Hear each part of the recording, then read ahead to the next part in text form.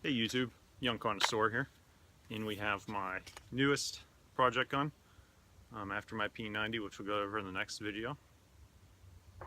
It's my Adams Arms small frame 308. It's almost entirely an AR-15. You can see how thin it is. The scope's thicker than the body. It's not a traditional thick slab. I mean, the magazine's wider than the upper receiver all the way through. So it really is an AR-15, uses AR-15 trigger, which is what I have in it. AR-15 hand grips, stock buffer tube, buffer itself and spring. Also takes AR-15 hand guards, which I'm going to change this one out. This one's a mistake on it, because as you can see, it's not free floated. And when you have the bipod on it, it really screws up accuracy and barrel harmonics by having extra torque. You know, as you're loading the bipod, pressing in, it's really pulling the muzzle down and creating a different sine wave pattern from this point forward. So I really need to change that out. I'm also making the debut in this video is my new Sig Sauer Electro Optics Tango 6 1-6. This is the I think the serial number is the 6. It's the one that ends in a 1. So it's the 7.62-5.56 first focal plane illuminated reticle. It has motion sensing,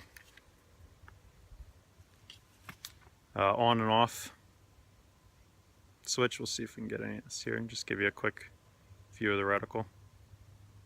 So then that obviously changes size with the first focal plane, so everything stays in a proper ratio. The magnification adjuster is super buttery smooth.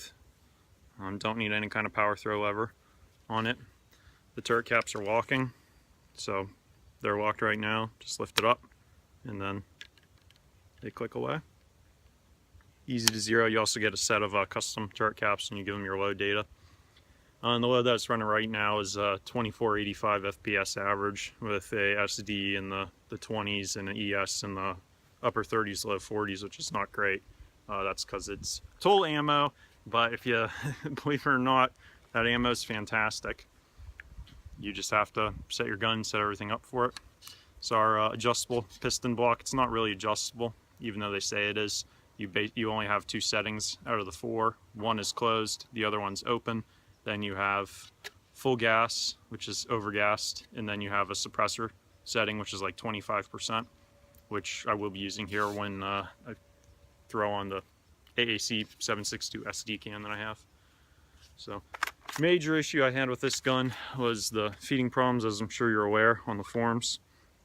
So as you can see, I don't have a regular magazine here, but I opened up the mouth, the width of that V, so the bolt can access the ammo easier. I also removed a significant portion of the lips, like probably a millimeter on each side, and then I removed the 90-degree edge, the leading edge that was touching the very top of the casing. So I don't know if we can get it to focus there, but it's rounded. So now the ammo sits up almost 1.5 millimeters of total clearance higher, so it won't be grinding against the top of the cartridge there of the case when the bolt's coming home. But it's already loaded up. Let's get a couple shots and see how she does.